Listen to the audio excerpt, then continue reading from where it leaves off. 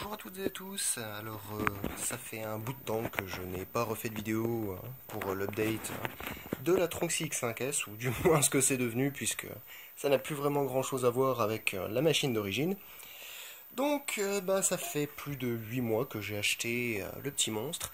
Est-ce que j'en suis toujours satisfait? Oui, non. Alors, je vais vous expliquer dans cette vidéo les tenants, les aboutissants et ce que j'ai trouvé de bien ou de mal au final. Alors pour commencer, ça fait déjà plus de 8 mois que j'ai commencé, que j'ai fait tous ces updates, que j'ai changé un énorme paquet de composants, puisque comme vous voyez, la machine n'a plus vraiment énormément de choses de base. Beaucoup de choses ont été faites totalement à la main, comme vous voyez là, la découpe plexi n'est pas nécessairement ultra droite, les charnières ont été faites à l'imprimante 3D. Pareil pour le contour qui a été lui aussi designé à l'imprimante 3D pour faire tenir toutes les plaques de plexiglas. J'ai changé la tête, enfin j'ai changé énormément de choses. Alors cette imprimante, j'en suis toujours ultra satisfait. Sincèrement, c'est probablement l'un des meilleurs achats que vous puissiez faire. À l'exception que, comme je vous l'ai dit lors de la première vidéo, qui a été référencée par Google d'ailleurs, merci Google, c'est un excellent achat qui va nécessiter beaucoup de modifications. Donc dans cette vidéo, je vais aussi essayer de faire un peu dans la qualité de tout ce qu'il va vous falloir si jamais vous décidez d'en acheter une, à toutes les optimisations les plus simples et les moins coûteuses que vous pourrez trouver. Alors pour commencer, comme je vous ai dit, il existe une communauté Facebook qui pourra vous fournir les trois quarts des pièces et des détails que je dirai dans cette vidéo, mais certaines choses ne sont pas nécessairement précisées et ça peut être très intéressant d'en parler maintenant. Donc comme vous voyez, cette pièce aux angles, c'est une pièce qui va pouvoir remettre les courroies parallèles. Alors là, vous pouvez voir exactement, les courroies sont vraiment rigoureusement parallèles. Par contre, avec la pièce d'angle d'origine, les courroies ne le sont pas, ce qui veut dire que vous aurez des problèmes lors des impressions, ça va générer plus de friction au niveau des moteurs, enfin, vous allez avoir des pièces qui manqueront totalement de précision, et c'est vraiment très con. Donc ça va faire partie des premières pièces que je vous conseille le plus fortement de changer. Après, pour tout ce qui est roulettes et autres conneries, vous pouvez garder les pièces d'origine, donc ne vous emmerdez pas. Alors, une des pièces vraiment que je considère comme vitale avec le temps, alors moi j'en ai acheté une en Allemagne sur eBay, je vous filerai peut-être le lien dans la description, mais bon, vous devrez pouvoir retrouver assez facilement. Donc c'est cette petite pièce que je suis en train de filmer là. Alors ça a l'air tout con comme ça, mais les pièces d'origine, que je dois avoir sous la main, voilà. Donc cette pièce d'origine, comme vous le voyez, elle est en acrylique, et le problème c'est qu'elle est très souple. Bon, j'arriverai peut-être pas à la plier avec les doigts comme ça, mais le souci c'est que quand on a une tête d'impression qui est assez lourde comme la mienne, à haute vitesse en fait, les vibrations vont faire légèrement plier la pièce, ce qui fait que vous allez avoir énormément de ghosting, vous allez avoir des ombres qui vont se dessiner sur vos impressions 3D et qui vont les rendre dégueulasses. Donc franchement, le type sur eBay vend ça dans les environs de 20 euros tout compris avec la livraison, si je dis pas de conneries. Mais bon, ça vaut le coup. Si vous pouvez le faire, faites-le vous-même parce que c'est une pièce qui demande pas beaucoup de trous. Si vous n'êtes pas un super amateur en mécanique, achetez-la. C'est vraiment un upgrade qui est ultra utile. Après, vous pouvez aussi l'imprimer, j'ai pas testé ce que ça donne. Étant donné que moi j'imprime en ABS et que je fais énormément chauffer l'imprimante, je pense pas que ce soit ultra conseillé de l'imprimer. Donc voilà, comme vous voyez, on peut plus vraiment faire bouger d'avant en arrière cette pièce-là. Et c'est ce qui se produisait le plus lorsqu'on avait encore la pièce en plastoc.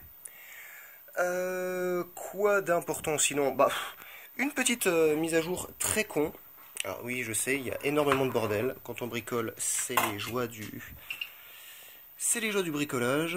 Alors, oui, sachant que j'utilise une rampe CFD, en fait tout est inversé. Donc lorsque c'est à éclairage off, moi c'est là où ça éclaire. Donc voilà, j'ai intégré un tout petit éclairage, c'est assez couillon. Alors, ouais, j'ai filmé par autre part parce que ça va être beaucoup mieux.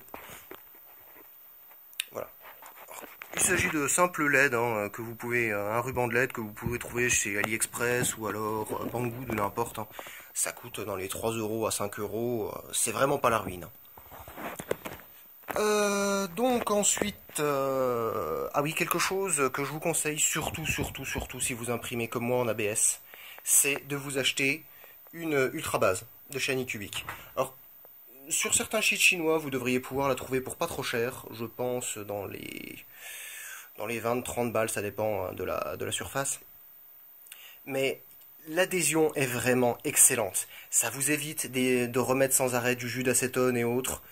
C'est très pratique. Seul problème, c'est que, étant donné que ça accroche énormément, il faut attendre que ça refroidisse, ce qui fait que si vous faites une erreur d'impression, souvent, il va falloir attendre que la plaque refroidisse un petit peu avant de pouvoir détacher et recommencer une impression. C'est les petits problèmes que vous risquez d'avoir.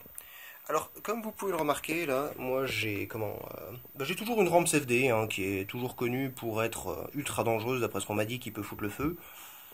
Personnellement, moi je l'ai sécurisé avec quelques résistances, selon un manuel qu'on peut trouver sur le net, hein, c'est pas ce qui manque.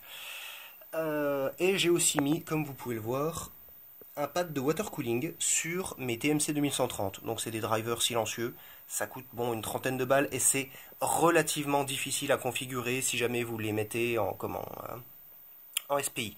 Alors l'avantage c'est que vous pouvez tout régler, mais ça peut être assez retors. J'avoue que j'ai mis vraiment beaucoup de temps à réussir à les configurer correctement. Surtout qu'il y a deux trois choses qui sont pas vraiment précisées, quoi. Alors ça, j'ai mis du coup tout en water cooling, puisque très prochainement en fait, je vais changer la tête de water cooling, enfin je vais changer la tête là. Donc cette tête, si vous regardez attentivement en fait, on peut pas très bien voir, voilà, si. Alors là on voit c'est une Chimera. Alors moi j'ai changé ma Chimera argent contre une Chimera dorée. Comme vous voyez là il y a deux vis sur le côté. Donc la Chimera argentée, ces deux vis, elles vont se situer derrière. Or pour moi c'était une véritable saloperie, puisqu'il fallait démonter toute la tête pour pouvoir revisser correctement les buses.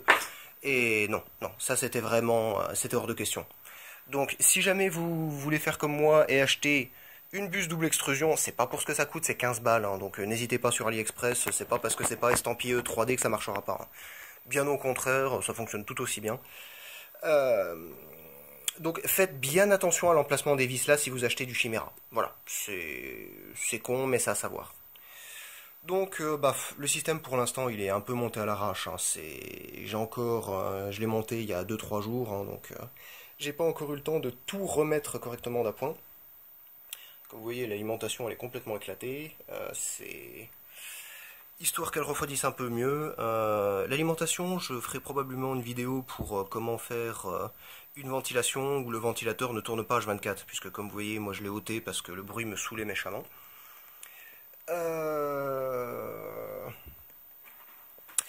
Donc, ce que je vous conseille aussi, ah oui, très important, si vous avez la Tronxy d'origine, vous allez vous apercevoir que les courroies sont renforcées en métal. Alors, les courroies métal fonctionnent très bien, hein, sincèrement, il n'y a aucun souci au niveau de la qualité, mais ça fait ça nécessite plus de force au niveau des moteurs. Ce qui veut dire que, vos moteurs, vous allez devoir mettre plus de jus dedans. Donc, moi, ce que je vous conseille, changez ça pour des courroies en fibre de verre, enfin, renforcer la fibre de verre. Ces courroies, elles coûtent 3 fois rien, je crois que c'est 8 euros les 10 mètres, donc vous avez de quoi changer les courroies minimum 2 fois. Et ces courroies-là, étant donné qu'elles sont plus souples, elles vont vous permettre de bouger la tête beaucoup plus facilement. Ça, rien que ce mouvement-là me demandait 2 fois plus de force avant, quoi. Donc c'est une toute petite optimisation, mais qui va vous permettre d'avoir des résultats et des qualités qui seront quand même meilleurs. Très prochainement, je vais aussi changer ces pièces en plastique, parce que j'ai vu qu'elles avaient tendance à plier un petit peu lorsque j'avais des erreurs de centre de calibration. Alors oui, ça m'arrive, c'est pas encore la joie. Là, vous pouvez constater aussi, donc ça c'est un laser 15 watts. Donc à ne surtout pas faire mumuse avec, c'est vraiment extrêmement dangereux, hein. J'ai réussi à graver du carrelage avec, donc c'est vraiment dire carrelage et métal. Donc c'est vraiment pas du carrelage pour faire enfin c'est vraiment pas du laser pour faire mumuse. Et étant donné qu'il chauffe énormément, je l'ai mis lui aussi en water cooling. Et la